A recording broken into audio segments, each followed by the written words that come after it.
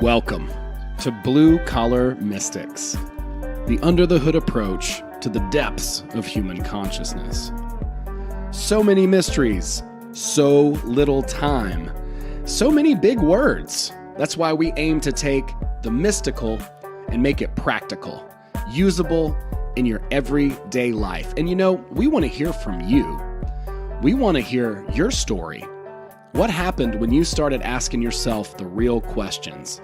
Like, who am I? What is this? Is it a hologram? Is this some kind of weird cosmic joke? Hey, these are the questions that we are trying to get to the bottom of as we explore the final rabbit hole together here as Blue Collar Mystics.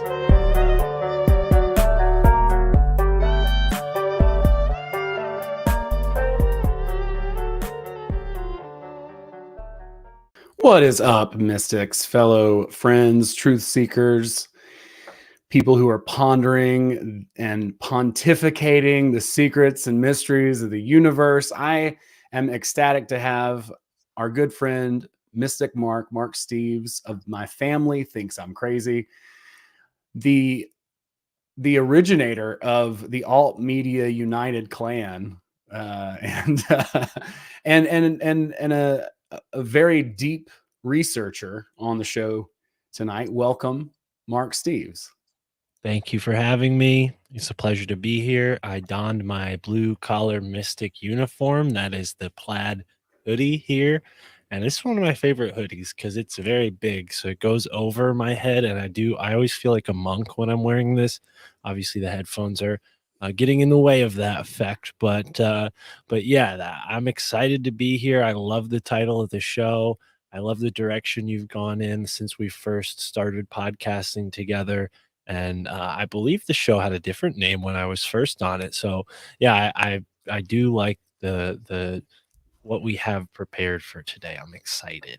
Yeah, I like the rebrand too. I think it's fitting, and I think it's something that really most people are going to be able to relate to. I want to really dig into people's stories and make it personal, because I really do believe the more personal, the more universal. We're all on the inside really facing a lot of the same questions and challenges, and just try to make that as relatable as possible. So I'm excited.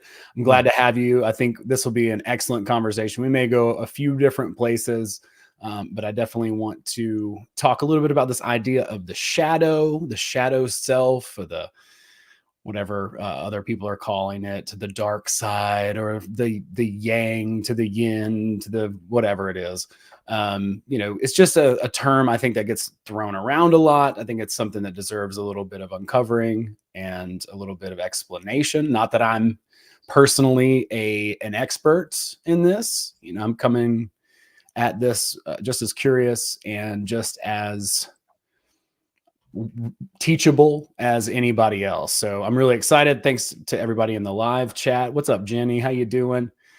You guys feel free to shoot us some messages, your own ideas, what you think about this particular concept as we start to unravel it and kind of dive into it. Yeah. Shout out to the chat. What's up?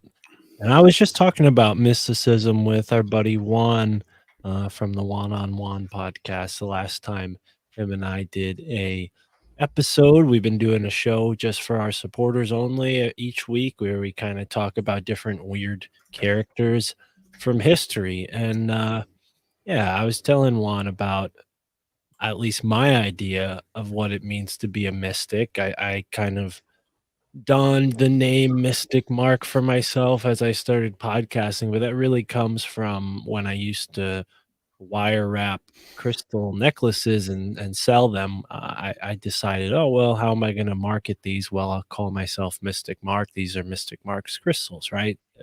Never had any intentions of being like some guru or anything like that, especially when the name occurred to me. But once I started podcasting, I was like, oh yeah, no, this fits. And really why I think it fits is because over the past 10 to 12 years, I've walked a path that I feel is sort of mystical. Synchro mystical might be another way of putting it, maybe more accurate way of putting it. But I followed my intuition through many different areas of research, through different disciplines, martial arts, wrestling, and even skateboarding until I broke my wrist. And I actually didn't give up then. I kept skateboarding and got better after that. But yeah, the mystic path is one that I think you can walk from many different angles, so to speak. It's not something that necessitates any one faith or any one religion. And I love the idea that, you know, there is a group of blue collar mystics because that's how I really feel about this. Like all the books you see behind me were either bought or borrowed with my hard sweat and tears earned money, you know, and borrowed probably from libraries that I'm going to have to give a lot of money to when I eventually return the books. But that's 5% of my library, very small percent of my library. Not stealing from libraries. But anyway, um, I think that's kind of like something that is maybe a modern thing too now that we have such an access of information available to us.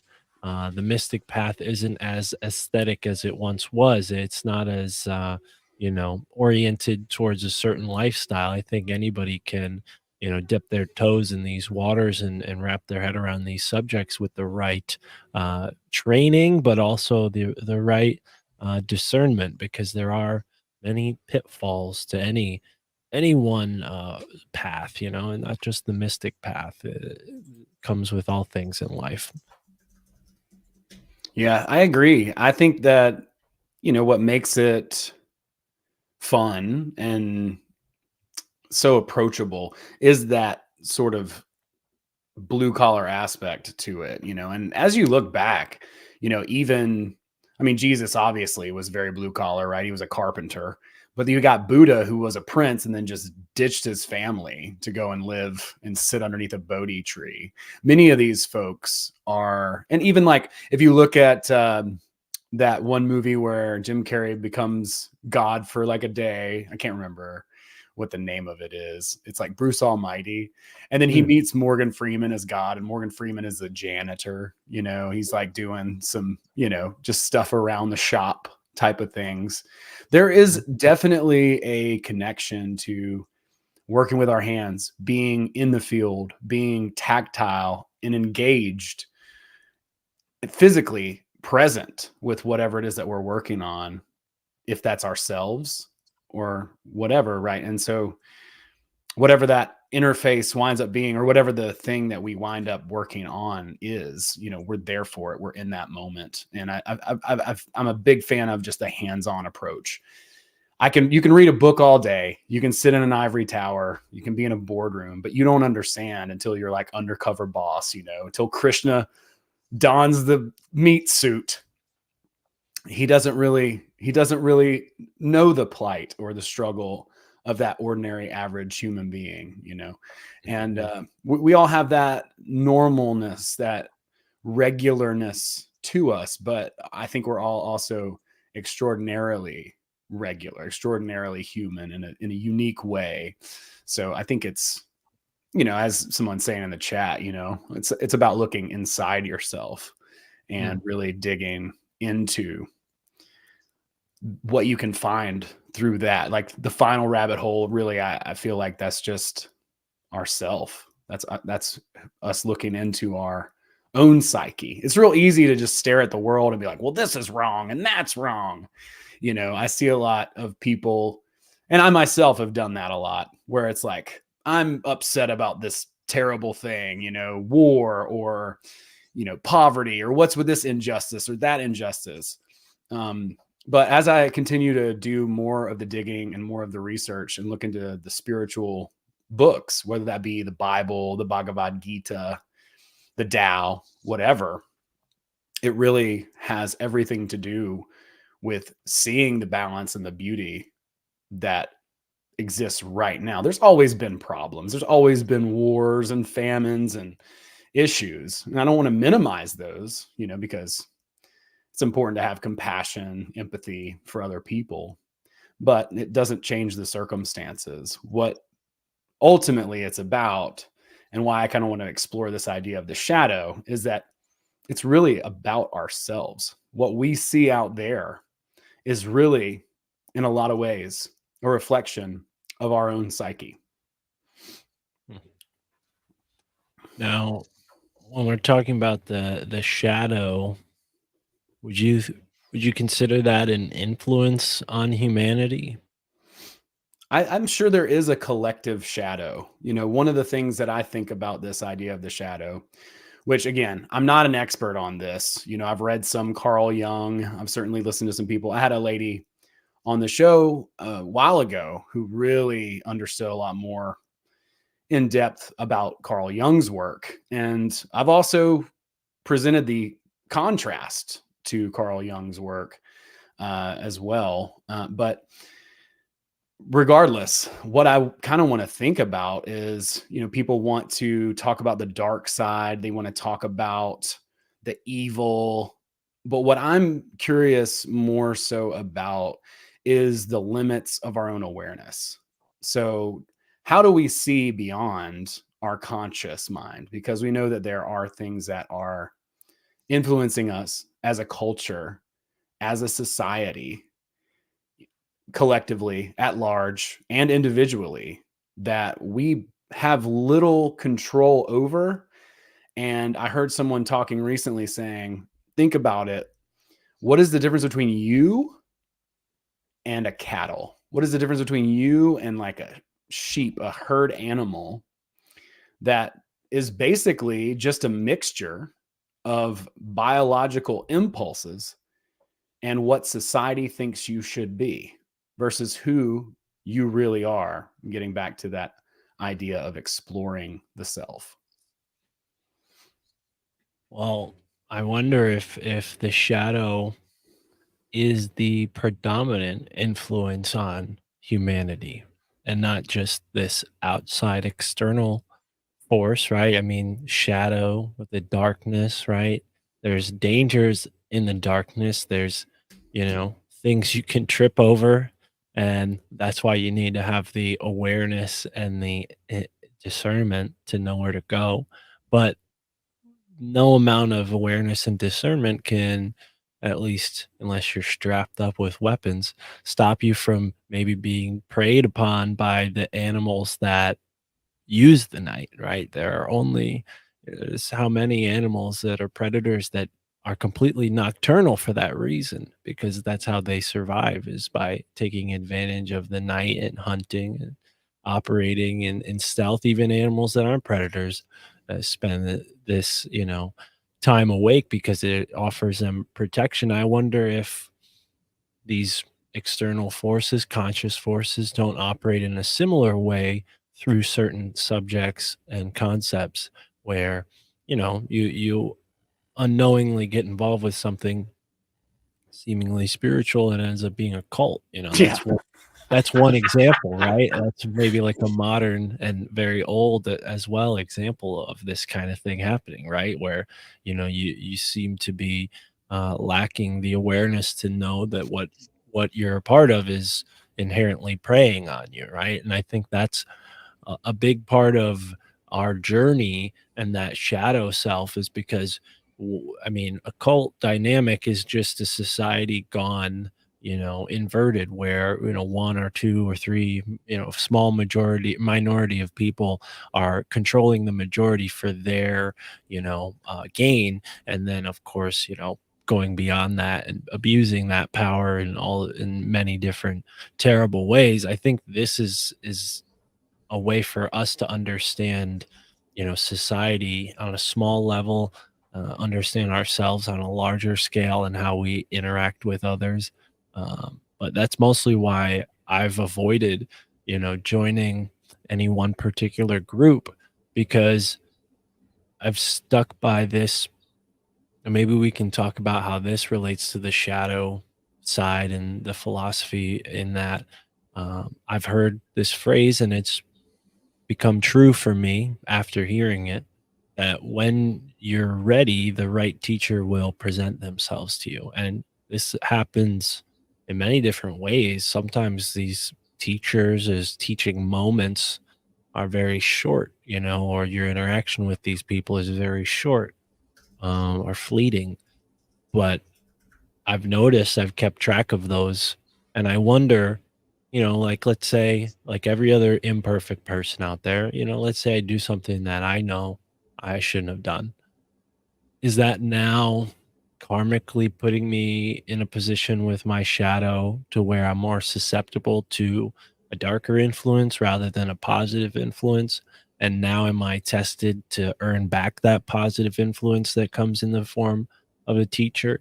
Those are the kind of things that I think about, not necessarily within the confinement of any one religion or philosophy, but just in the ideas of like, how do we interact in the world beyond our five senses, and how can we take account of that in our five sense world? Like, where do those interactions that happen on the higher order of things reveal themselves in this, so to speak, lower order of things?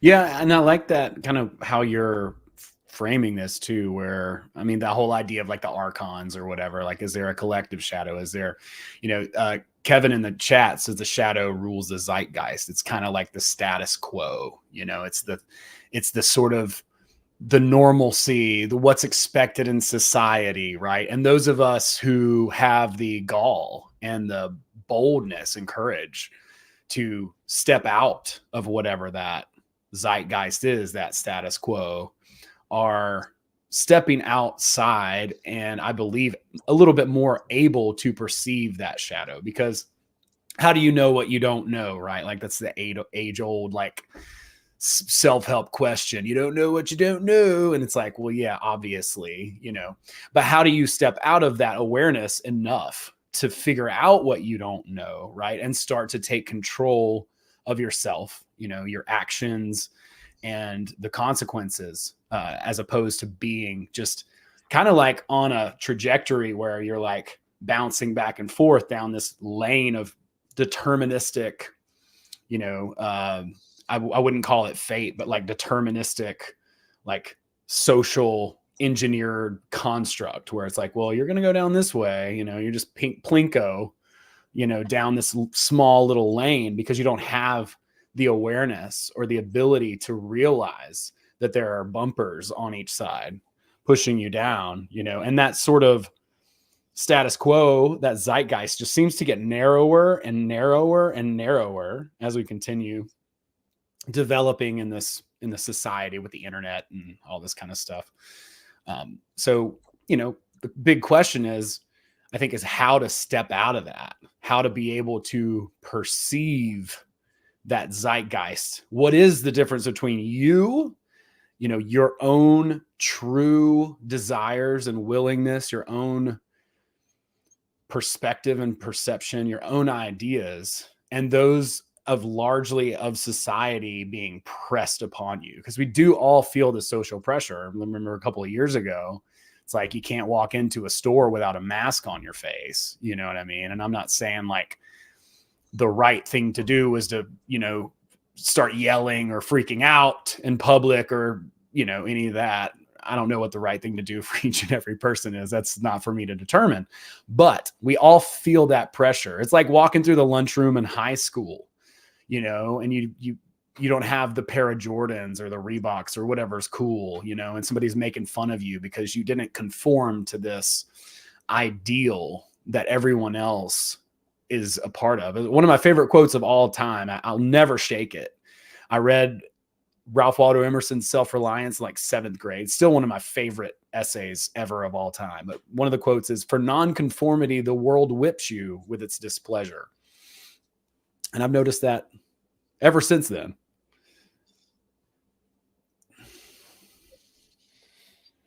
Well, I think conformity, it serves a purpose, right? I mean, you look at certain countries in the world that have conformity versus ones that have maybe multicultural situations, there's a big difference. I'm not saying one's better than the other, but there are differences. I wonder if that's something, human that has come in. But when you look at this from like the esoteric perspectives, and hey, take this with a grain of salt, whether you think this is true or not. But let's say that, these religions that we're aware of now that have existed for thousands of years are new in the grand scheme of things and are a byproduct of some sort of ancient collapse where civilization was great. These lessons were learned in a very severe way. And what power was left from that civilization collapsing left us these sort of moral stories of, well, don't do this and don't do that because, look what happened to us. And slowly but surely, the moral gets remembered, but maybe the details strip away over time, and what we really have left now is more of like the kernel of truth at the center, and we're kind of trying to piece it all back together from this perspective. But I came across this book and this concept, and it's something talked about in many different ways. You'll hear people talk about Nephilim and jinn, and Mhm. like this idea that there's a egregore or non-physical being, we'll just call it that, that has some sort of influence over humanity. And I found this one book called The Dark Gods that seems to suggest that these beings that people interact with are vestiges or leftovers from this collapsed civilization. Now, whatever that represents, whatever that means for these beings, I'm not quite sure, but by all accounts, it seems like they are not exactly benevolent, these dark gods, right? Hence the title. But, um, you have all sorts of religions around the world that have pantheons of gods, good and bad. And then you have this shift that occurred around, Egypt at some point where monotheistic ideas were introduced, and that created, eventually the Old Testament and Judaism and all these other religions that followed it, right? And I wonder if that's a part of this expression of don't forget the past. Don't mess with these disembodied entities that offer you knowledge and wisdom because they're leading you to ruin, right? And I know we're kind of getting out of the realms of mysticism and philosophy here, but I think it is inherently connected because a lot of these practices have been shrouded in taboo. And I wonder if that's, not to give the oppressors any undeserved desert or undeserved credit rather. But I do think that, maybe there was a reason to suppress these sorts of mystic ideas at certain points in history, for good or for bad. I mean, who knows? But I do wonder if that's really like behind the veil of a lot of what we read in spirituality and philosophy. Now we look at them with a more materialistic, reductionist, scientific mindset, and we think, oh, well, this is what we're supposed to be. We need to get spiritual. Like all this stuff the school taught me is wrong. And I think it's a mix of all of it's right and a little of it's wrong. I don't think anything's necessarily incorrect in this whole scheme, but it's more about like where your attention is focused, and it seems like they divert our attention from certain things, um and those things might hold those secrets that these religions claim to have deep within their interior. Yeah, I think that's definitely interesting and worth considering. I mean, anything that I find, especially things that are modern, seem to at least have like there's like a kernel, at least a kernel of truth in there. In fact, I might even say the majority of it would be. I'm sure there's other aspects that could be tweaked or maybe taken apart. It doesn't seem like there's any one single model. Even the reality transurfing book, which is the most comprehensive that I've been able to find, uh, still has this idea of overarching what he calls pendulums or energetic informational structures, same as egregores or what else that could be, like archons, or there's several other names for this. But what's above that? Like what's the next level above that? Is it like the eye of providence? Is that like some sort of a monotheistic influence above that? And then on and on. There's really nowhere to go other than, I think, speculation there.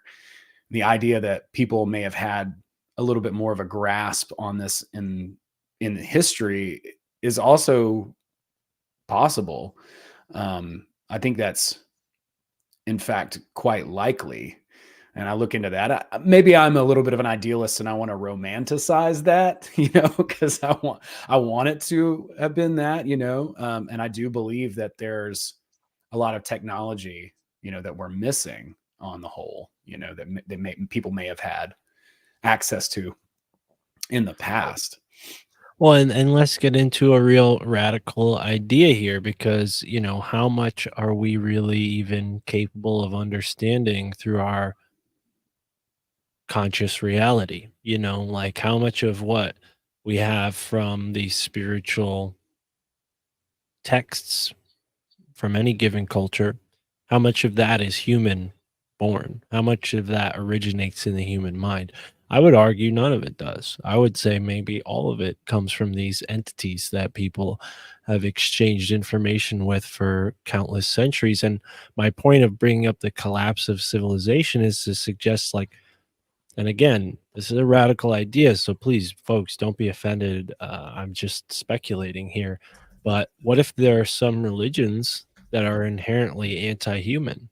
What if there are times in the ancient past where we were preyed upon by entities that created cults, maybe religious forms of worship, and to this day people give their energy to those creatures. Now, I don't like to believe in that kind of stuff because I think human beings are much more powerful than, just sheep who get preyed upon by these, invisible predators. But when you study the differences in religion, it definitely makes you wonder why some religions burn their bodies while other religions just put them in coffins. Some religions chop people up and feed them to vultures. Like, there's a lot of weird things that happen involving the afterlife. If we're going to think of things synthetically here, they can all have come from a common origin. At least if they do, there's got to be some discrepancy on how these various burial practices evolved and why certain religions prefer one practice over another. We have people buried in mounds. We have people mummified. The Egyptians, right? I mean, it varies incredibly. So we want to talk about spirituality. It's like there's so much to this topic that goes into realms that I think people are uncomfortable with. Meditation and improving your life is a realm that everybody's comfortable with. But why are we even in this position as a society to where we need to improve ourselves at this level? Like, am I too radical here to say that maybe society is sick? And that's why so many people are going outside of the margins to find like a blue collar mystic way of doing things, if I could coin that phrase, or just an alternative way of doing things to be real basic. Yeah, I mean, I think that's kind of the challenge, right? Like that's this overarching sort of thing that pushes. People talk about NPCs. I don't really believe in that sort of thing, as like some people aren't conscious. I think maybe not all of us, but I was an NPC before I had my, I don't know what you want to call it, awakening, or that sounds so pretentious, but like before I saw some hard truths about the world. The wake up also kind of sounds pretentious, but regardless, like I was just living a life and nothing wrong with enjoying life and seeking pleasure, you know what I mean? But that's literally what I was doing. I was like, oh, I'm going to go rafting in Montana and skiing in West Virginia or whatever. And I really enjoyed doing that until I just hit a ceiling of not not being fulfilled. There wasn't fulfillment in my life. Like I was having fun, I was enjoying things, but it was pleasure seeking for the sake of pleasure. It wasn't anything deeper than that. And then, coincidentally, it's my Saturn's return at 30 when I just got smacked across the face with some really intense truths that were previously not available to me for whatever reason. I was unaware of a lot of what I had learned through the schooling system was the complete opposite of what reality is. And it took me a few years after I got out of school to kind of see that, because you're kind of I was coddled and told what to think, in many ways, or maybe manipulated even, you I know. wouldn't say it's completely opposite, but I think what's opposite about school is you have an oppositional nature to it.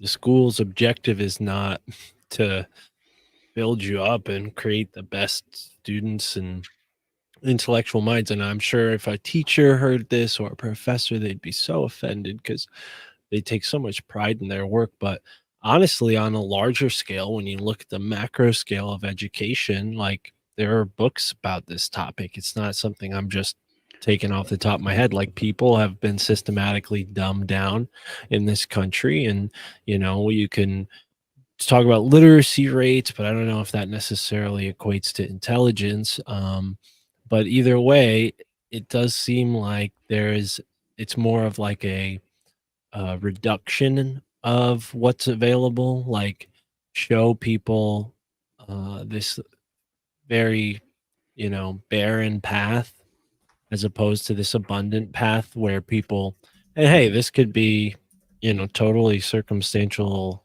Probably the economy and the military had a lot to do with it.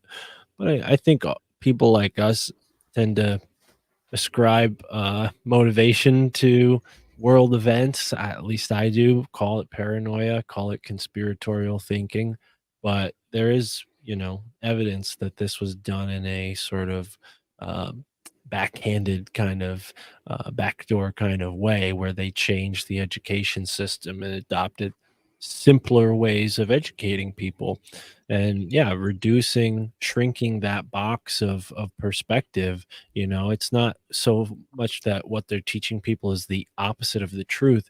It's just like a very reduced, boiled down version of it, and maybe even like throws you off of what's actually true, or throws you in a different direction from maybe any potential discoveries that could be made. Because I think that's a big part of nature that people don't really give credit to nature for things like genius. Like genius isn't something that occurs in just the human world. It's something that occurs in the animal world as well, in the plant world as well. Like anytime a species adapts to a change in its environment, there's a certain level of genius that's required, a certain level of intellectual capacity to overcome and create a new way of being around this new change in your environment. The same thing's going on in the mind of an inventor or a genius of, they're bringing a new idea into the intellectual environment, right? So I think that's kind of where we need to be focusing our attention, is on the organic side of life, and that's just your food, not just plants and animals, but, you know, uh, systematically thinking in that way and how things can kind of grow together. Because, and this isn't an original idea of mine. This is something I heard being talked about. But we live in a very analogic time. Like people are able to take things apart, put them back together, but we're really not good at like creating new things. And that's like a symptom of society right now. And that's why, a lot of people turn to very old sources of information for spiritual wisdom. I'm sure there's a reflex to that too. I mean, I can't think of any, but I'm sure there are people now who are alive today inspiring people with new, profound spiritual thoughts. I don't know, not the Pope. I don't think it's the Pope. It's somebody else. Definitely not the Dalai Lama after that weird tongue thing. Oh Uh, yeah, that was weird, huh? but yeah, I don't know who this prophet on the leading edge of spirituality is today, but I think it's like a wave, a force that's outside of human grasp, at least in our ability to form an idea around it. It's something that's incomprehensible, but it's something that affects us all on a mass level where, I think it's called the 99th monkey experiment or something like that, where, you have these snow monkeys all over these islands in Japan. And I don't know, I think it was recently they discovered that they can swim in the pools because they're just warm enough to heat them up in the cold weather.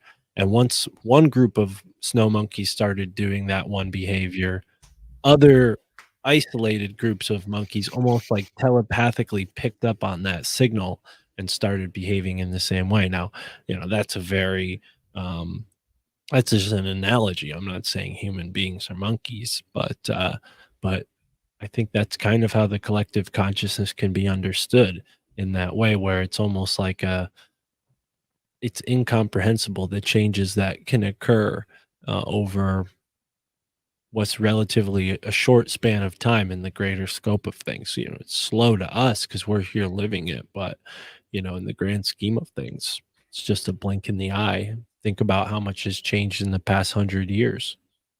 Sure. Well, yeah, I mean, that's a very well-known phenomenon. You have someone break the 4-minute mile, and then all of a sudden it happens 12 times in a row. Like everyone starts doing it. Once like that connection's made in the ether, it's like the conscious mind can only rebuild stuff, right? The left brain. And I think that's the whole point of school. If you go into, and Brett Venat is really the expert on it from the School Sucks podcast, but I believe it was Horace Mann who brought the Prussian schooling system to the United States, saying that, oh, well, if the Prussians used it to indoctrinate people, then we can certainly use it for the opposite. And it's like, well, the whole point of this is to shove people into their left brain so they lose connection with creativity, which is that inspiration that you're talking about, which kind of makes me want to distinguish a little bit between impulse and intuition, because it's like a little bit cloudy there. But one of my favorite heroes of all time was a guy named John Taylor Gatto. And John Taylor Gatto was a school teacher in New York. He won New York State School Teacher of the Year and New York City School Teacher of the Year a bunch of times.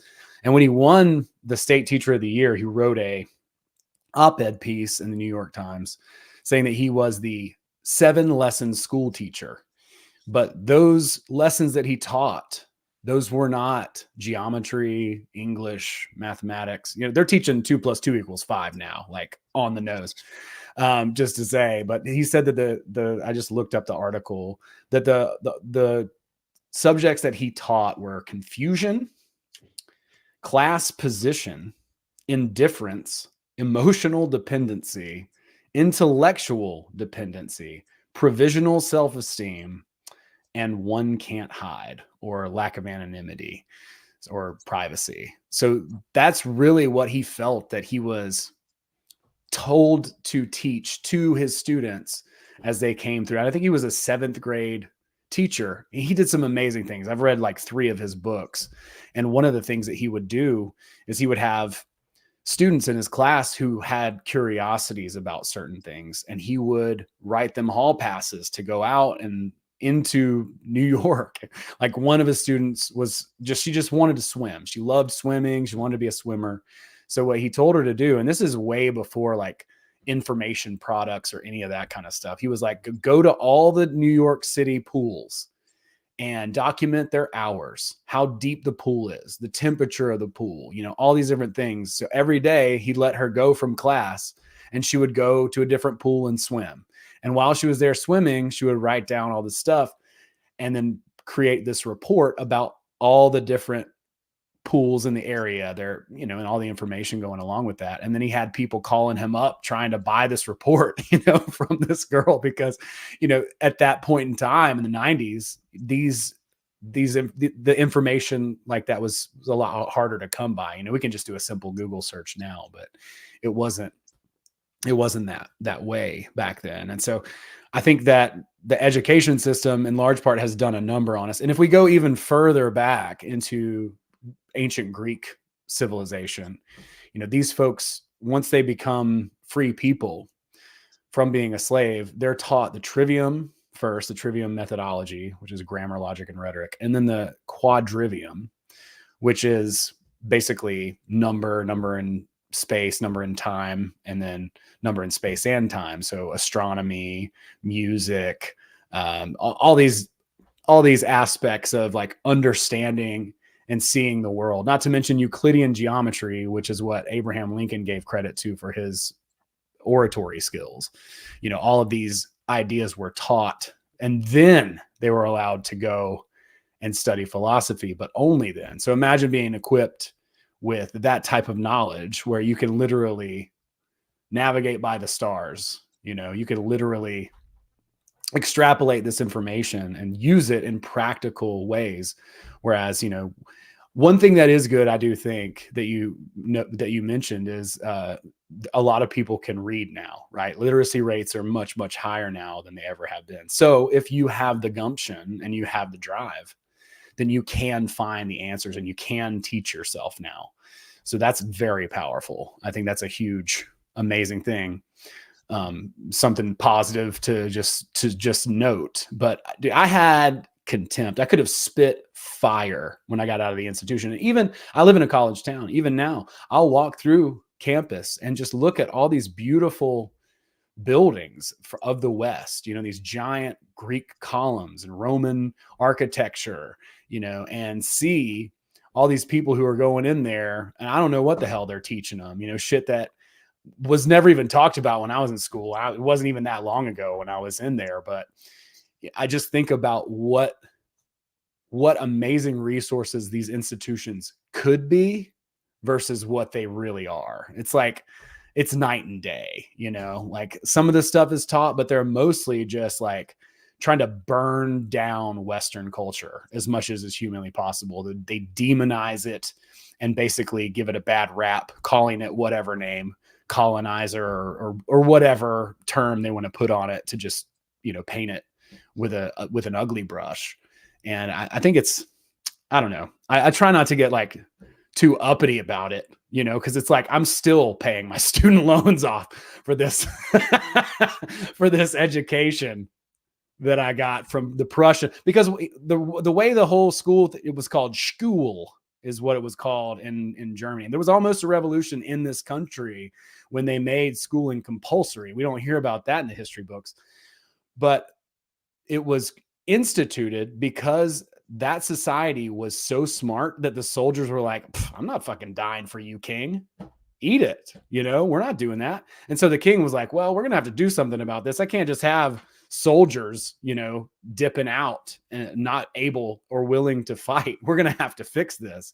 And what they figured out was that they would have to start at a very young age and basically pushing people into this paradigm and left brain thinking, so that creativity, and that intuition, that voice within was kind of dumbed down more, so to speak.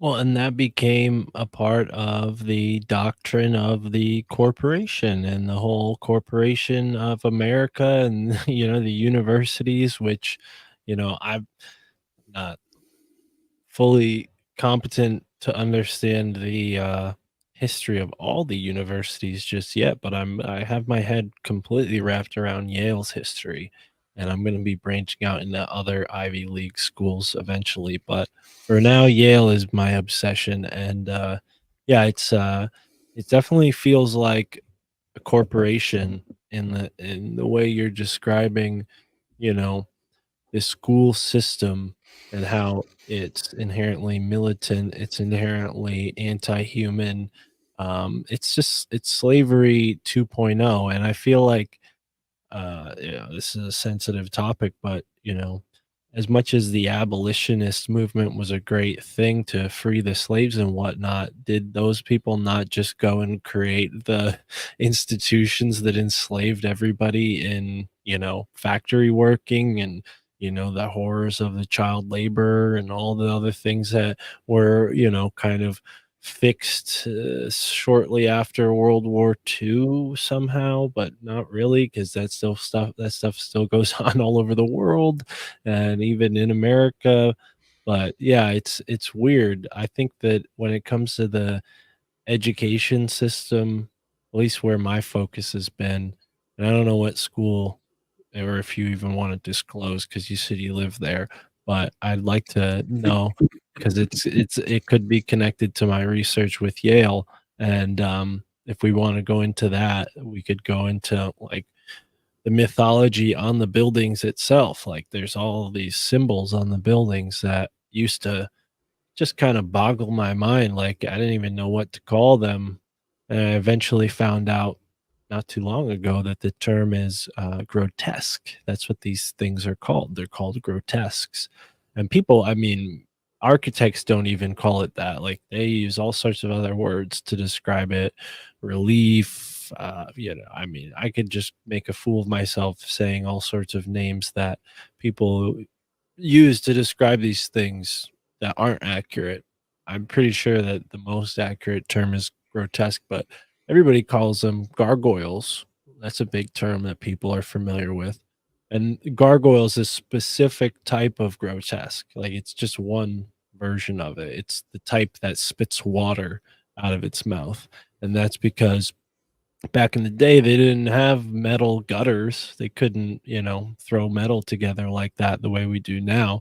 So they would create with the stone exterior of the building these features that would literally spit the water away from the building so that the water wouldn't erode the facade over time. But there's all this symbolism on Yale's campus.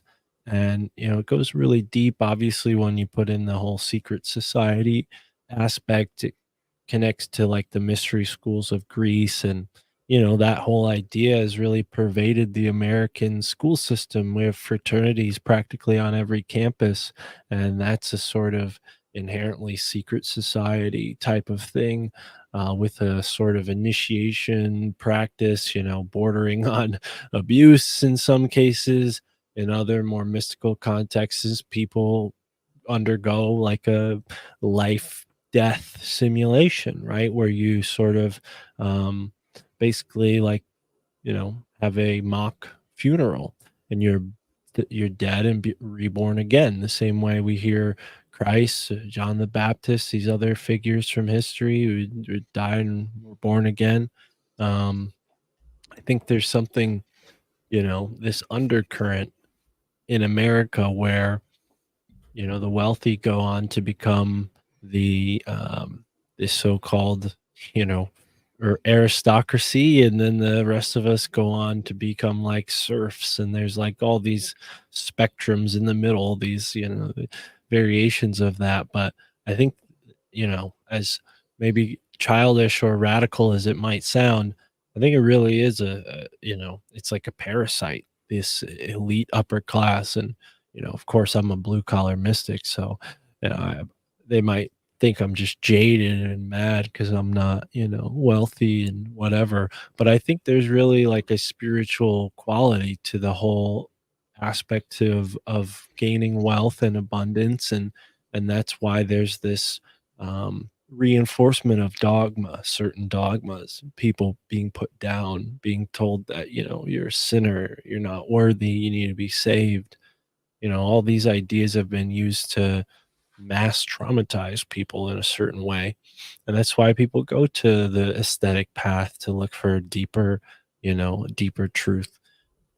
Because our creator is in us. It speaks to us, it speaks to all of us. And there's this force that disconnects from that and wants to disconnect others from that so that it can abuse them and control them. And it's unfortunate that that's the society we live in, but I wonder if that's not almost the purpose of being in this world where, as certain spiritual faiths tell us, like we are born into this world with a choice to endure this like suffering of this lifetime and then, our karma or we're reincarnated again. And there's the whole Gnostic idea that, oh no, reincarnation is a trap and the archons are going to trap you.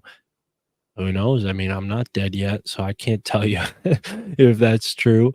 But those are ideas that I think are really more important than a lot of what gets talked about in the school system. A lot of what the focus is in society is on, you know, the utilitarian applications of our intelligence and or the technical applications of it. And I think much more could be accomplished if we spent more resources towards the mystical applications of our intellectuality or the spiritual applications of it. And I don't know, again, that kind of runs the risk of making me sound like a new ager or something. But when it comes to like what the ancient texts say, it seems like they were much more in touch with spiritual understanding and had a more advanced understanding of technology. At least that's evidence in the megaliths that are left behind, which is where, again, that's another one of my obsessions because there's this whole hidden world of megaliths here in America. You're familiar with it down there by your neck of the woods. There's mounds and all kinds of Mhm. stuff that, people know about Cahokia and the Mississippi and Ohio River Valley stuff. But the mounds used to be all going up the East Coast, shell mounds. So there's a whole world of hidden stuff out there that it just over and over again reminds me that, you know, that my instinct and maybe call it an impulse, but this and I think it was even like psychologically, you know, they use the term oppositional defiance to describe it when children act this way. Like, and I wonder if there's something socio-psychological about that, where people born into a sort of oppression, a very traumatic oppression, where their family lives are torn apart, the school system has no respect for them, uh, no appreciation for them, that they get this like soul power in themselves, these little kids, and they express it by just being rebels, and then the school system says, "Oh no, you have a psychological problem. You need to put on meds." But something inside of them knows that what they're undergoing is wrong, and they're speaking out about it in the only way they know how. And I think that's a big part of, at least from my immature mind, what I went through with the Catholic Church, like being told it as a kid, like, "Oh no, you have to go to church, just go to church. It's good for you, And then they're talking about, "Oh, you don't do this, you go to hell." And they're talking about people who lived hundreds of years ago. And I'm just like, I just want to go outside and hang out in the woods. Like, I don't care about any of this. Um, and I think that that's on purpose because they want us to feel that way, get this impulse of opposition. So then we don't explore what the Bible truly means. We don't explore, what's really waiting for us on the other side of that moment of contemplation.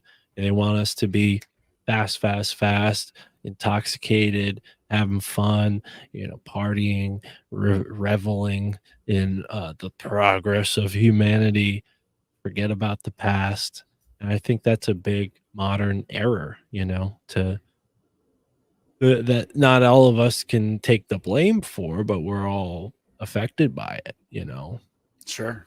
Well, history is questionable anyway. I mean, being on the right side of history puts you in a body bag. I Mm, mean, that just is what it is. That's why the history is written by the victors. But I really liked something you said there because there's nothing wrong with being blue collar or coming up in whatever way. But it's like, this is what I mean about this idea of the shadow is it's like we get into this idea where we won't allow ourselves abundance, where we won't allow ourselves to break through the struggle. Is there not a way to overcome this shit? Because there's nothing, I don't think anything wrong with doing well, creating opportunities, making money, as long as it's in perspective, right? I don't think I don't think money changes people. I think it amplifies what their tendencies are. I don't really think it does, and there's a saying, there's a lot of wisdom in the Bible. I mean, regardless of what people think, but like faithful in the little, faithful in much. And I grew up in the church. So like a lot of the stuff kind of rings in my ear, just from how I was raised. But what I'm really mostly interested in is breaking the spell of this, like, oh, this stuff is wrong with the world and we're just stuck here and the archons are just going to have their way with us kind of thing, because I think that is very limiting, and I think it can be overcome somehow. I'm not necessarily saying that I have the recipe to overcome it, but I've seen people do it. We're still living in a time where you can be, and I'm not saying it's easy, by God, but like you can be self-made. You can overcome difficulties. You can get into a place to be able to be in an abundant enough of a human being that you can help other people. And that doesn't just mean giving them stuff. I mean, it means a wealth of things, being able to be in a position to help people prosper themselves and to break out of the funk, the spell, that they're in. I see a lot of people in, like, I don't know what you would call maybe the conspiracy movement, and they are beaten down. They're trodden under these ideas that they'll never get past a certain point. I've fought with it myself, and I still continue to struggle with it, because in order to attain something, you first have to be able to believe that it's possible. And that's really where I think a lot of our gooses are cooked. We just don't believe that it's possible. And that, I think, is really more the shadow than whatever they call shadow work. Oh, you got to accept your darkness and, the weird impulses that you have. Yeah. Is it that, or is it that there's some subconscious force that's been programmed into you by society, conditioning, schooling, parenting, etc., on down the line, to where you can't even fathom, you can't even connect to a better life for yourself and the ones around you. I want to see people succeed. I'm cheering everybody on. To me, it's not a competition, Right. and we can all be ourselves and be unique. And so that's what I really want to kind of put a finger on the pulse of, and Yeah. try to, dig down into that. If I could address that, because I love the point you just made about, people's idea of the shadow being this overarching, non-discerning acceptance. I think that's like almost the abandonment of shame. And that doesn't come from a place of like a conservative person who's like, oh, shame on you for enjoying your body. Like I'm not, I can be a Right. little bit of a perv every now and then.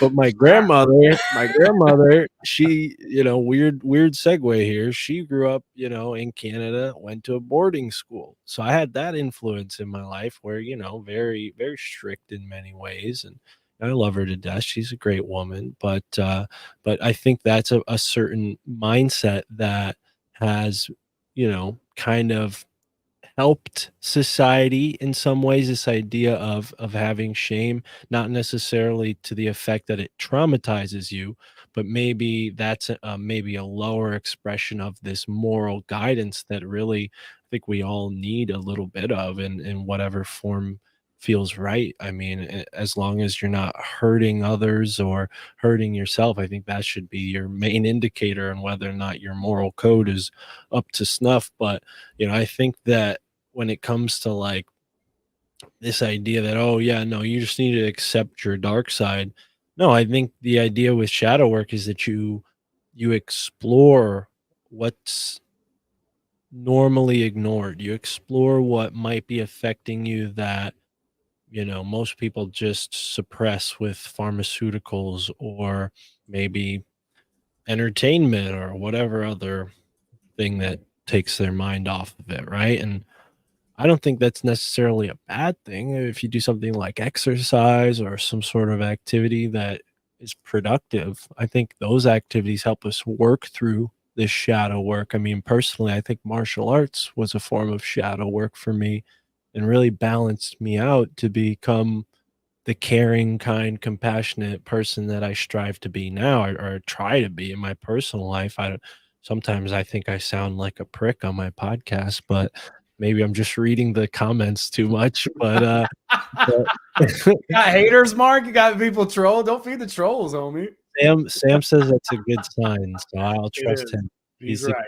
He's the king of shooting down haters, but anyways, yeah, I think that's a big part of it. Is like we need to be able to overcome um our shortcomings in a way that has a positive effect on the rest of, you know, our surroundings, our peers, our family, you know, not just as men, women as well, in their own way, on their own path. I'm mostly speaking personally towards a masculine perspective because that's where my mind is, you know, that's just who I am. But How dare I, you? I think there's a whole feminine path of being, you know, uh what it the right ideal, and I'm an idealist, I'm not gonna hide that, but I think there's an ideal of what it means to be a woman, there's an ideal of what it means to be a man, and something about, you know, society has strayed us down this path of, you know, we're not identifying with what it means to be a man or what it means to be a woman, we're identifying with whatever our flavor of the week is, and I think that's something that, you know, originates in the Ivy League, in this kind of, you know, think tank world where people are, you know, on their ivy towers creating culture and doing what they think is right, and it doesn't always work out the way they hope it does, but I think certain ideas have a financial benefit, and this one does. You know, you look at all the companies that are making money off of all the social changes that are going on right now.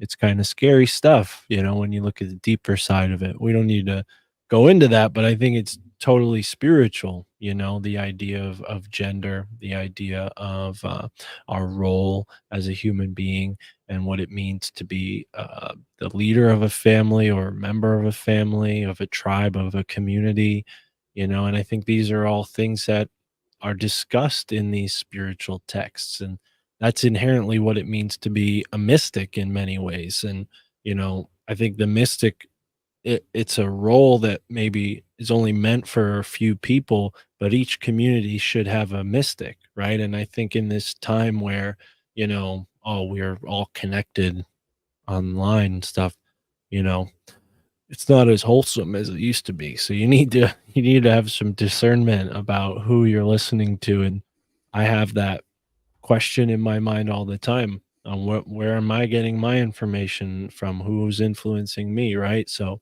that's something we all need to be conscientious of. But as far as like this idea of, you know, shadow work, I think it's really just like the path, the hero's journey. You know, it's the same thing as a mystic's path. It's a hero's journey, you know, the way Joseph Campbell talks about it.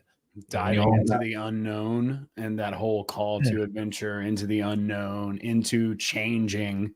right. And yeah, that I like that. I like that a lot. Well, and it's something that I think everybody has their own personal interaction with. It's almost like synchronicity. Like it's hard to talk about synchronicities and without totally sounding like a memoir or something because it's very personal. You know, it's a personal type of thing. And I think this is the same. You know, the trouble is when you try to like identify with your shadow. I think maybe that's the right position for some people temporarily, but they need to evolve out of that and overcome shortcomings, things that are holding them back, not identify with them and, you know, wear them as like a badge of honor or, you know, become these like bleeding heart victims who want everybody's sympathy. You know, I think that's a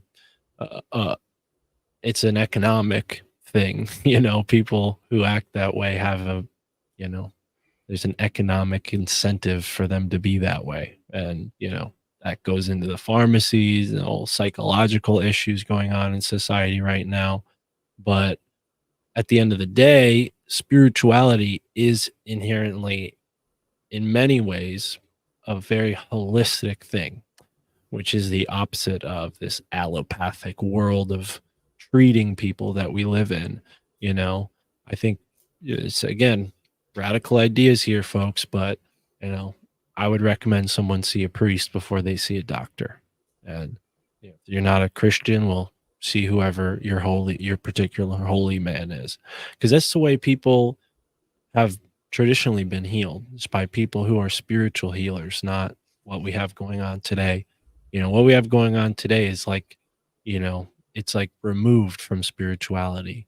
All of it would be well and good if there was more spirituality involved. And I'm not, speaking across the board here. I'm sure there's holistic care centers that are doing amazing things for people and integrating really advanced ideas. But I think that's a big part of why we're in this um, sort of malaise of want. That's what the average person finds themselves in. And part of our journeys, you and I, Owen, is starting these podcasts and talking to people and getting our ideas out there and expressing ourselves, right? So that path might not be the one for everybody, but it's a path that presented itself to you, presented itself to me, and we decided to walk it. And I think that's really how life works. And when we start to ignore those signs and just lose sight of all that, we could feel really lost and lonely. And I think that's what some aspects of society take advantage of when they should be, you know, compassionate and kind to those people and help them find the way back, whichever way that is for them. Uh, as long as that way doesn't involve hurting people, I think it's a great way to live your life, because, you know, I'm not going to sit here and tell people the way I've learned it is the right way.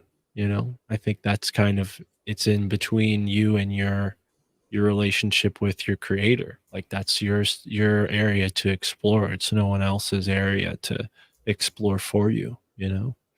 Well, that's why I cringe so hard whenever I'm in any like group and they're like, let's pray together or let's do a ritual or whatever. I'm just like, oh God. Like I just want to leave. Like I get so squeamish, But yeah, I mean, I agree with you. And I think, if I could add a beatitude to the beatitudes and kind of wrap your statement up, it's like blessed are the question askers, because we're coming at this not like we know everything. Like we're not sitting on some cloud like fucking gurus, like do this and here's what it means and shadow work or whatever, right? Fill in the blank. There's a million different buzzwords, that we could throw in there. Ancestral trauma is a good one that also makes me gag a little bit, which just means bad habits passed down through, your parents and their parents, right? It's really not that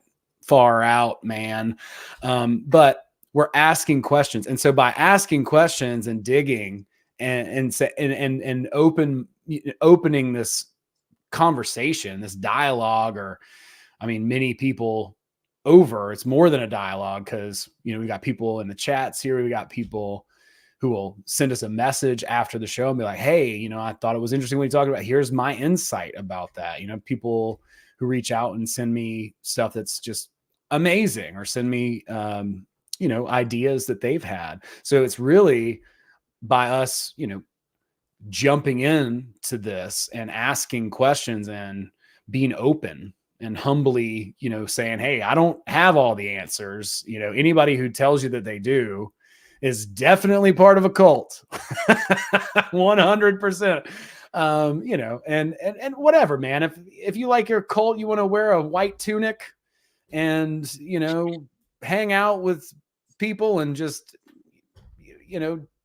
whatever. I don't really care. It's fine. It doesn't, as long as, like you said, as long as you're not hurting anybody, right? Like if it's coercive, then, I certainly have an issue with it, but, I can't go around just trying to save everybody from psychological manipulation. That's kind of something that we have to get those tools intellectually ourselves. That's Well, I think people are like cells in your body, on a larger scale, we're organizing towards a higher cause. So, play your role, because other people are playing their role in ways that might be incomprehensible to us. My word of the night, incomprehensible.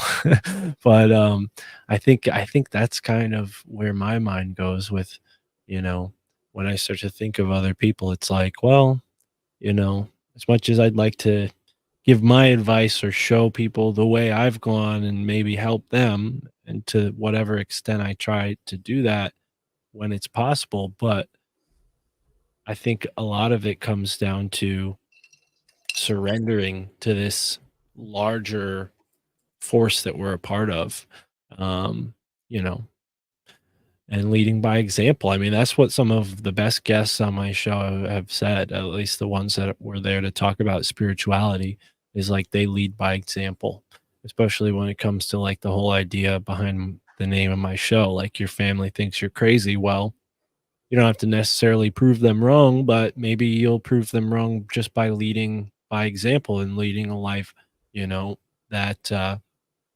is admirable. I mean, for me, that involves diet and health, because a lot of my philosophy goes against, their practices as far as what they get from the doctor and how they treat whatever their ailments may be. And I've had arguments about that with people like my grandfather and whatnot. And I've just learned, like, I'm not going to be able to stop him, and he's not going to take me as an authority over his doctor. So just, lead by example. And if he's around long enough to see, learn something from me, so be it. But at this point, I'm like, well, that ship sailed. I could only lead an example for the people around me, contemporaneously speaking. My grandfather is in his, I think he's mid 80s now. So, Damn. yeah. Yeah, no teaching an old dog new tricks, especially when it comes to the boomer generation and their doctors. Absolutely. Yeah. At the same time too, that I try, as much as I can. And again, it's not always easy, but when I see somebody, I try to think about, what can I learn from them? There's certainly some wisdom there that, obviously, like when I came to a lot of these conclusions, I try to convince people instead of doing what you're talking about, which is being more of an example. But like even in sales, I was talking to Peter about this a couple episodes ago. It's like they teach you in sales, like don't try and convince, connect. And when you connect with someone, it's a completely different vibe than trying to convince them, because they can smell it. They can smell the desperation on you that you're trying to convince them of something. You get on stage and you try and make a great point and everybody's just like, ugh, I hate you right now. You know what I mean? If you use buzzwords and like what's in the public consciousness and just use it as a buzzword, then they laugh. But if you try and take a side or an issue and try to convince people of what that is, or what that they should take your side, then they can smell it. And it's not even a conscious thing. I don't think it's something that people even are thinking about. But when we do connect, I think it really creates a bridge there. And then that allows people's guards to kind of go down, where they're like, oh, okay, well, I will actually listen to what you have to say. And the idea in transurfing is frailing, and that's basically the same idea. It's a biblical idea, but it's give what you see, give what you want. For instance, if I want to be heard, then I listen. We sit down, I listen to you like genuinely. Then whenever you get done talking, I'll be talking to my sister. She can talk about stuff. But I sit down, just listen to her, let her talk, let her get it out. I remember there was one time we had this guy who we were trying to get some stairs rebuilt on a remodel that we were doing. And the guy came and he was just telling us how hard it was going to be and how it couldn't be done this and couldn't be done that. And my mom had been exposed to a lot of these types of contractors from like South Georgia, the South, they're just like real negative, and they don't, they're problem oriented. It's problem, problem, problem. Well, we'll have to do this, and then we have to come back in 3 days, and we're gonna be right, man. We're gonna have to rebuild all this, and then we have to take the goods off, man. Blah blah blah. And it's just like, oh man, I was exhausted. I was like, this is the worst sales pitch I've ever heard, bro. You know what I mean? Like, all you're doing is telling me not to hire you, Right. for the stairs. And so finally, this dude just like, he exhausts himself of talking. And then my mom just goes, well, what can we do? And he's like, well, we could blah, and then finally, we came to a solution. It was a completely, different solution than we originally had in mind, but it was something that they were actually able to do because she had the presence of mind and awareness in that moment to just let this dude talk himself out into exhaustion and get it all out. She actually listened to everything he said. She took it in. She was like, all right, well, I hear you, man. That's crazy. What can we do? And then at that point, he connected. And then he was like, well, here's what we could do. And let's, build stairs out of wood instead of the metal thing, because they were metal stairs. So we wound up building just new decks out of wood. And, because seriously, this dude was like, well, the inspector's going to come, and then we got to get a permit, and then it's going to mess up the ductwork. Dude, it was just thing after thing after thing. And I was just like, oh, I was going crazy. Like, I was losing it inside myself. And I learned a very valuable lesson that day. I got to see somebody, master that situation and really just connect with the person. So I think that's a really sage advice, as far as, what we're trying to do, because it's like really easy to just take issue, to argue, especially holidays bring up a lot of memories for me, and coming through with different ideas and ideologies and different things. And a lot of the stuff that I had talked about years and years ago obviously have come to fruition. You know what I'm saying? So I'm in the house, and nobody wants to hang out with a person who just tells you they told you so either. Cause it's just, I don't know why that is, but it's just, they don't like that. So, it's just not coming from a place of connection, I guess. It's a holier than thou attitude, or like they know something that they don't, and that makes you special. People don't want you to be special. They want you to be just like them. If you see somebody doing a public speech or something, like the worst thing that they could do is to be special, because then people won't relate to them and they won't think that they can change.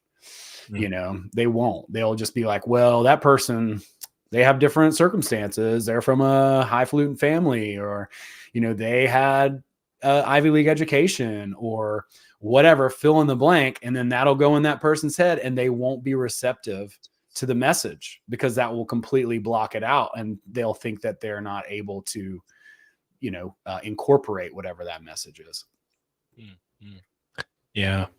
Yeah. People are like that up here, I don't think it's a Southern thing by any means, but I think it's just a modern thing where people are, it's not even like superstition. Maybe more religious communities, there's an aspect of superstition that kind of allows these things to be more believable. But a lot of people, especially in trades, fire department type jobs, those kind of, what do you call it, town services, that sort of thing. They just, they just don't entertain this kind of stuff for whatever reason. And the whole positive thinking, can sound cheesy and cringe, but it works, man. I attest to it. It's not perfect. I'm not over here manifesting all my dreams, but I've definitely changed my life for the better through changing the way I think about my life.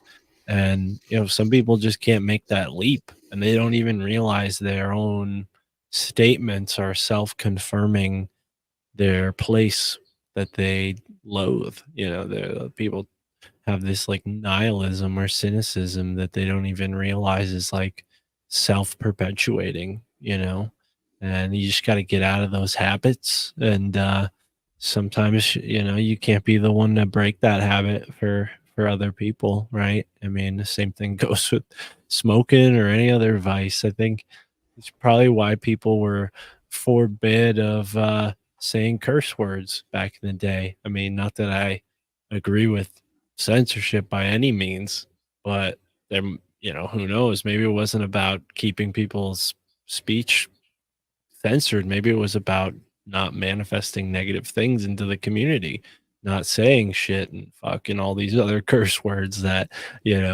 bring about a negative state of mind. I mean, you really think about it and like the type of words people use on a daily basis, you start to ask yourself, like, well, why do I say that when this happens? Or why do I blurt this word out when this happens?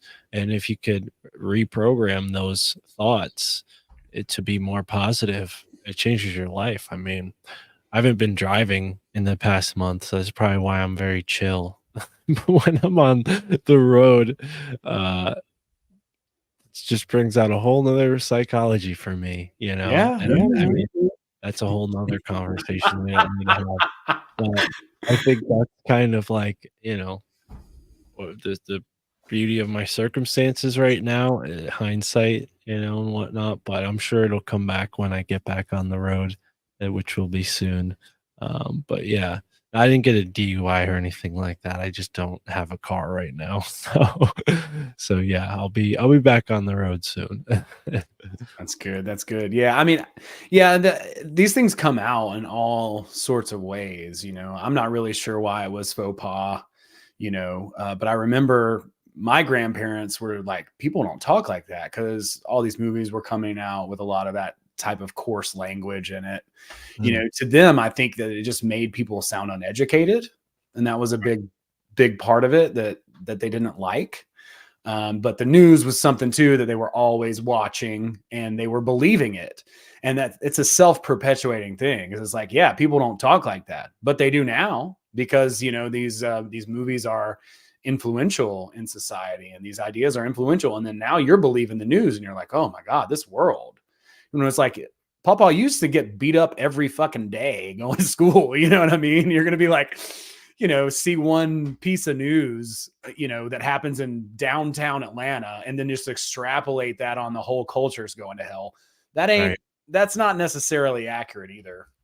right, But I mean, getting back to it, I think it's a matter of subconscious. It's subconscious deal, like this idea of shadow or like motivations of certain things that we're not able to identify necessarily. And I want to continue to dig into this to try to get some ideas. Maybe there's not one universal idea of how to discover these things, right? Maybe it's meditation, or maybe it's, doing some trauma work with the Reiki or whatever. Everybody might have different different options, different tool sets. I've certainly explored quite a few of them.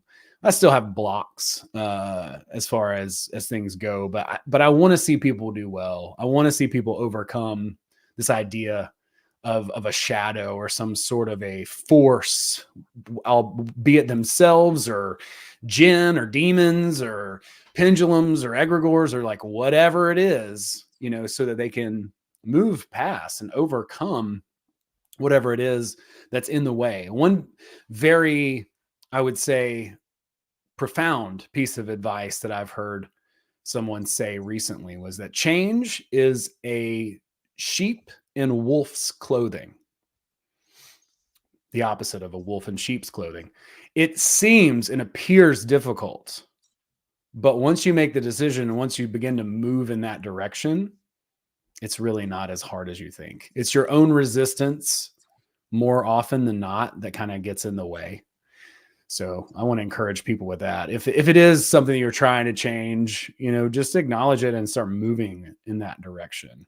I've recently changed a few things in my life, and even years ago, I remember, quitting smoking cigarettes for me was something I thought I would never ever be able to do. And this wasn't that long ago, maybe a few years ago, maybe 7, 8 years ago.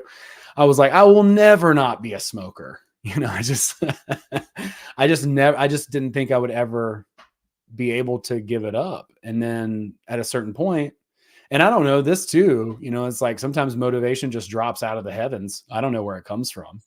And then you're motivated to change. And as I've gotten older and older, and I start to think about health way more than I ever did before, way more than I ever had an idea about it or cared about. I was like, but now that I'm over 40, for whatever reason, it seems to take a little bit more precedence.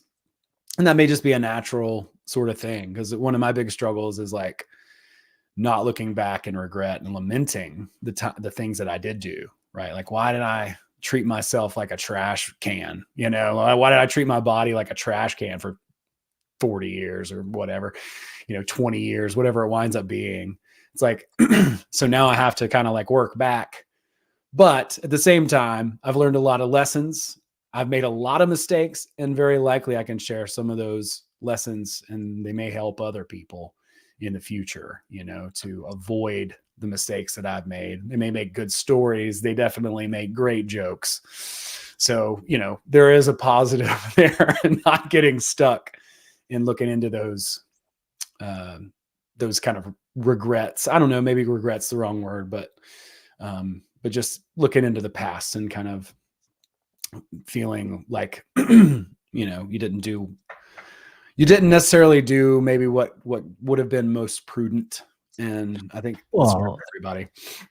not in a way to excuse, but what if it's more like you're just a part of that wave, and like the work or the suffering or the experience you endured created a new possibility for those of us born after you, right? And like everybody's taking on that role or that burden, and that burden changes over time as we do.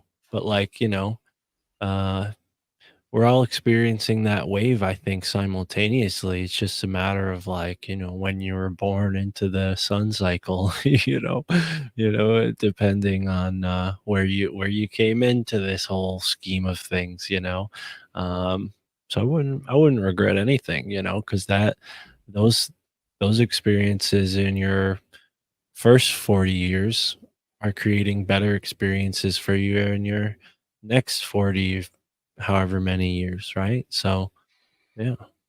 Absolutely. Yeah. It's a challenge, but yeah, you're absolutely right. It's just one of those things that I have to remember, keep in mind. And yeah, and I just want to encourage everybody, to do whatever it is. And even if you go out and you try to change and you're like, oh, it's just not taking this time, fuck it, it's fine. Just relax, don't trip, and maybe try again later. Whatever that whole thing is, we all have our challenges. But I think that adage, it rings very true for me. It's once I do make this decision, it really is like it is a sheep in wolf's clothing. It's like it's not that hard once you actually make the decision. I'm going to do this thing. And then you do the thing and it's really not that bad. It was like way less hard than you thought. And a lot of things too, I don't know if this is common for people, but I will kind of have an idea about like, oh, once I do and change this thing, then everything will be perfect. It's like, well, that's not true either. so, it's easy to idealize it. And I think that actually puts more potential and excess, importance on the thing, to make it even harder to change. Cause you think, oh, if I change this one thing, then everything will be, you know, proper or whatever. But it's like, no, there will still be something else after that. There's still another thing after that. That's okay. And a lot of things are just hard every time you do it, no matter what. It's just going to be hard. It's just hard. And that's part of the journey of pushing into that creativity, like coming closer and closer to that intuition, like that depth within yourself, whatever that winds up being. Sometimes you just have to keep showing up. Like Stephen Pressfield's book, The War of Art, is a really good book because he's just talking about just showing up to your desk to sit down and write. And if that's just a 10-minute a day thing, whatever that winds up being, that's great. But you just show up, and that sometimes is the hardest part, you Hmm. know. Well, for me, that's doing stuff like this. So it's kind of a blessing in a one way. I'm interested to read that book though because I have been writing on Substack lately, and that's great advice for writing. Because sometimes, like, I get in my head about like, oh, well, I have to keep writing because I'm not finished here, and like, there's so much more to this topic. But then the thought comes to me like, no, no, it's fine. Just leave it here. Just leave it on a question mark, and that's it. And I've done that a couple times. And instead of having a bunch of drafts that never get published, now I have a couple, articles that end on a question mark. So we'll see if we ever have a follow up. I intend on doing follow ups to all those. But yeah, great advice there. I can attest to that. Yeah, that's great too. I like that you're, even ending on a question mark is okay. Like, again, we're here to ask questions. Not saying that we have all the answers to anything, but the more questions you ask, the more likely you are to get some answers. So Yeah. that's a good thing. Putting it out there. Answers. Yeah, I like answers. I like the detective work that needs to be done for certain research. But that's a material quest in some ways, but it's also a spiritual one. But yeah, very, very fascinating articles waiting for folks who want to check out my Substack. Recently, I compared the movements of the continents in the ancient past with some artificial or not artificial, out of place artifacts. And it's kind of weird how they line up. I'm gonna put your link in here in the live chat so people can check it out for the Substack. Cool. Thank you. Yeah, absolutely. Check out Mark's Substack.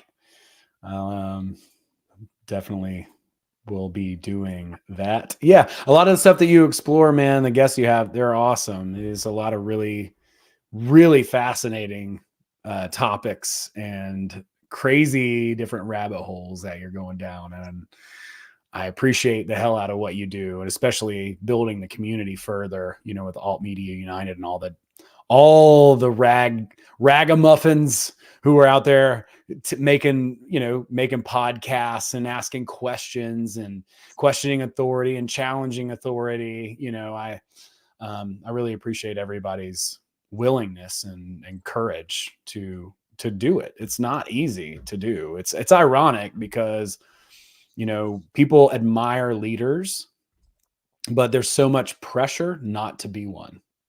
Again, it's one of those things where it's like, if you think outside the norm, there's a lot of pressure not to do that. But whenever you have the willingness and the audacity to go ahead and step outside of that, people start looking at you like, damn, that's cool. I respect that. You know what I'm saying? Like, haters gonna hate. And if you got haters, you're definitely doing something right. Sam's right about that. Well, shout out to the people in the live chat. Is that Hits that I met at Porcupine Fest where I also met you, Owen? Yeah, yeah, yeah. It is absolutely. Hits. What's up, brother? I don't know if you remember me, but I definitely remember meeting you at Porcupine Fest. That was a fun time. Yes, it was. It was an amazing time, dude. I really enjoyed that. Yeah, we had some really awesome folks in the chat. Want to thank everybody. Thanks, Jenny. We had Chance Garton up in the chat, Peter, What's up, Mr. Chance? Mr. Admiral Hits as well. The I love it. legends, my friend Sonic Kevin. Portal. Yeah, dude. That thing is just awesome. Very And cool stuff. definitely Oh, some cool, challenging questions and ideas there in the chat. Somebody sent us a hand pinky waving howdy. It's funny the emojis don't show up in the chat, but thanks, Christy. Thanks for that. Just a lot of cool people. Thank you guys so much, Heather, for hanging out with us in the chat. Really, really appreciate it. It's always fun to have people hanging out, contributing, trying to break me. Thanks for kicking it with us, Randy. It's great to hear from you. It's awesome. Awesome stuff. Really appreciate everybody. Thanks for kicking it with us. Jamie made it. Good to see you, honey. Awesome show. Thank you all so much. Yeah, I am somewhat brave, I'll admit it, because my address is easily found on the internet. That's like every week I'm like, I hope some weirdo doesn't show up at my fucking house.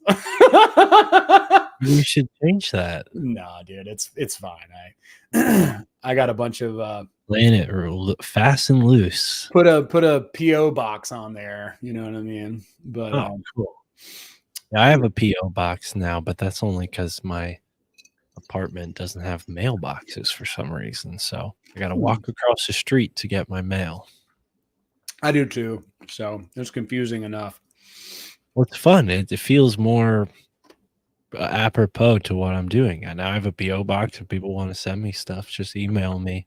And I'll send it to you if you seem trustworthy. Uh-oh. Yeah, exactly. I'm not just putting it out there for anyone to find. just call before you come. I mean, everybody's welcome. Come and hang out, man. I love everybody. I got some dates coming up too. Comedy. I'll be in Nashville and Greenville and some other places in the spring.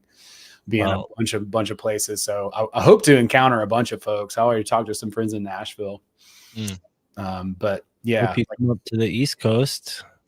Yeah, man, I need to get up there. I'm going to be doing sort of the South and into Texas. Grimerica's event in April coincides with the eclipse. It's going to be in Utopia, Texas, of all places. So I'm going to be going out there with my friend Laura, and I are going to hightail it out there, and I'll be hitting some spots. Definitely New Orleans, Houston, Austin, and maybe San Antonio, maybe Dallas, but going through doing some Southwestern stuff, some Texas stuff. I love New Orleans. I got a bunch of friends out there, and I got a great sleeper comedy scene out there in New Orleans. Mark Normand, Theo Vaughn, a lot of great comics come from there. And there's a lot of great comics still there. It's a great place to practice and train because it's a tourist town, Sean Patton, another great comic that I can't leave out, from Louisiana. Yeah, I love comedy. I would love to come see it if you ever come up to the Northeast, I should say, because you are on the East Coast. But yeah, come up to the Northeast, man. We got a whole scene of comedy. People don't like Connecticut venues, though. There's a lot of haters when it comes to Connecticut because we don't have a great selection of venues. That's changing. There's a few good ones up in the north, but I don't want to do any, call outs, but I'll just leave it at that. But yeah, I'd love to see you at a show out here. And I want to do like in-person meetups for like the podcast, but not really, more like investigation type stuff where we go on a hike where there might be megaliths, or go on a hike where there might be Bigfoot or something like that, right? Hell yeah, dude. I got a suit. I got a Bigfoot suit. We can make it. We found him. No, I would love to do. No, a scavenger hunt would be super fun. I've actually, I've been working on the Bigfoot character. I did stand up as Bigfoot like for Halloween. Wow. Okay. I didn't know how it would go. I was like, I'm going to test this out. We'll see. And it actually went relatively well. So I'm going to do a whole series probably next year on it. But a couple of fun facts that you might want to work into your Bigfoot character. I'm all ears. Bigfoot loves cheese. That's a known fact with a lot of Bigfoot investigators. Another food item that Bigfoot loves: bundt cakes. They love bundt cakes. They eat them like donuts because they're, very large. So yeah, exactly. Another weird Sasquatch fact, because I've been listening to this one podcast that they cover a lot of Sasquatch stories. It's called Mysterious Universe. Great podcast. But yeah, there's some really silly stuff with Sasquatch. It's silly, but I mean, I don't doubt that people have these encounters. I'm a full-blown believer. So I think you're doing a service by bringing awareness. Yeah, bringing awareness. Yeah. Another thing that I learned from a guest who was on my show, he, you know, has a relationship with Bigfoot, where he's like a student of the Bigfoot, and he basically, I mean, he told me all sorts of interesting stuff about Bigfoot culture. So if people are willing to open their mind to that and his whole story, that's a very interesting, rabbit hole to go down if somebody wants to explore that. That was my podcast with a guy named Sunbow True Brother out in Okay. Canada. But yeah, that's fun. I wanna do because I do, like, New Haven tours occasionally and show people around, like, the campus and point out the weird stuff, but I wanna do more stuff like that and get people, who are fans of the podcast to come out and do stuff and hang out, and I've met a couple great people through that already, and, a couple at Sam's comedy shows too, so, great way to get people together. So yeah, if you ever have a show up this way, I'd be, happy to show up, promote it on my show, get a whole crew there if we can. Yeah, dude, let's talk about doing like a meetup some point. I'd love to go and look at megaliths or go on a cool scavenger hunt type of thing. We can work that in and do a cool event at night, something chill, and just yeah, it just takes some coordination. I'm talking to a couple of other folks about doing some similar things as well. And I love the Grimerica guys. We've done a couple of events with them. So I jumped on the chance to go and hang out in Texas for that eclipse. That's any excuse to get out on the road is I'll take it, as a, us sort of, less represented comics are we're just more entrepreneurs. So it's like you have to book your own tour. You have to take control of your destiny. It's not, I don't have an agent or anything. And I know some pretty big comics that don't have an agent because they just wind up not booking them a whole bunch of stuff. And if they do, they wind up taking 20-30%, and it's like, Right. well, shit, I could have sent an email, homie. You know what I mean? Like I can make a press kit, I have a Canva account, so Right. but it's just a matter of coordination, organization, dude.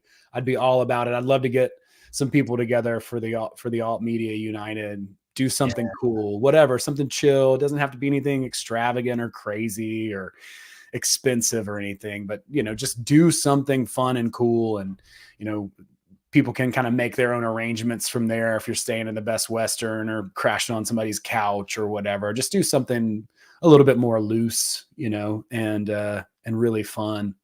I'd be totally about it. And I could, probably hit a couple spots on the way up and just make it worth my time to come up and hang out. And so, yeah, so I'm totally open for that kind of stuff. And I used to be an event coordinator and a TV producer in a past life. So I can help with the arrangements,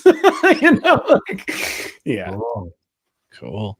Yeah, I don't know about going all the way to Texas, but maybe eventually. But yeah, for now, got to keep it local. Got to rep New England. So shout out to all my New England Hell people. yeah. We're practically a state, especially when you look at how tiny it is compared to California or Texas. But yeah, so come on out. Dude, yeah, let's talk about it. We'll work it out. We'll get some time, and we just need to get some dates on the board, and then we'll fill in the details from there. It'll be awesome. I'm totally about it, man. Cool. Hell yeah. Well, thanks again, everybody, for hanging out with us. We really appreciate it. And yeah, we'll see you guys on the next one. Be sure to check out Mark's podcast. My family thinks I'm crazy. Definitely check out his Substack. He's writing some stuff now, which is really cool. Highly encourage it as a practice, and as well reading these ideas. Yeah, New England, son. Peter is like representing, I think he's in Connecticut. I recognize, I think Runes Beats. I think he supports my Patreon, or at least did. I recognize Runes. What's up, dude? Yeah, But he's in your neck of the woods for sure. I think he's in cool. Connecticut too, if I'm not mistaken. I may be wrong about that. I know he's in New England though, so. Hit me up, dude. Yeah, But dude. all right, cool, man. Great podcast. Thanks for having me. My family thinks I'm crazy.com for everybody who wants to follow up. I got a new episode coming out as soon as I'm done with it. So I'm going to start editing it and put it out as soon as I'm done. So in the morning, probably. And yeah, so look forward to my new podcast coming out tomorrow, since this is live, with Andreas Exertus. Very He's cool. back on the show after a long time. So we got into some weird stuff, and I just did a great interview with Miguel Connor, Chris Knowles, some other great people. So, oh shit, Hits. What's up, Hits? Hartford. All right, cool. That's weird. I just moved to New Hartford, so look at that. We're not far from each other. Cool, cool, cool. Connecticut crew represent. I'm glad to see that. Shout out Hits. And yeah, once we get like a get together going, by all means, everybody in the live chat is invited. Best way to stay in touch with me and keep up with any plans that we make for 2024 would be Telegram. I know you're on Telegram, so I'm Yep. sure your crew's on Telegram. So yeah, everybody just find my family thinks I'm crazy chat on Telegram to keep in touch with the New England dates. And I'm gonna, use the resources that are available, like No Agenda, great podcast. They have like a No Agenda meetup thing. I'm almost certain people are welcome to post there. And then the Higher Side Chats as well does the same thing. So I'm gonna post there and get some people from those podcast audiences, maybe people with overlapping interests, most likely. Just do some hangouts in 2024. So look forward to that. Yeah, that's awesome, man. I love it. We definitely need to get together in person. There's magic there. And yeah, the law of environment, talking about all the subconscious stuff, we are what we expose ourselves to. So let's get together and have a little fun. Sounds like a good time. Well, there's a lot of cool possibilities, man. Thank you again so much for hanging out. Thanks everybody in the chat. You guys are amazing. Be sure to check out all Mark's stuff, and I'll be here next week with a really cool podcast. Someone who just published a book, and she used to be a sex worker. She's her name's Heather Wild. She's a fascinating person. She has gone through the whole coaching world and decided to write a book about why you should or shouldn't hire a coach. And so a world I'm very familiar with, and one that that definitely has some nuanced points and topics. So we'll be covering some of that. So definitely tune in next week. Follow the podcast. Please leave us a rating on the podcast. That'd be great. It really helps. It makes us come up a little higher in the search algorithms and increases the credibility of the podcast. So other people who are thinking about coming on as guests will see that. So please do that if you haven't. And thanks so much for hanging out with us. Check out Mark's stuff. We'll see you guys next time. Have a great one. Peace.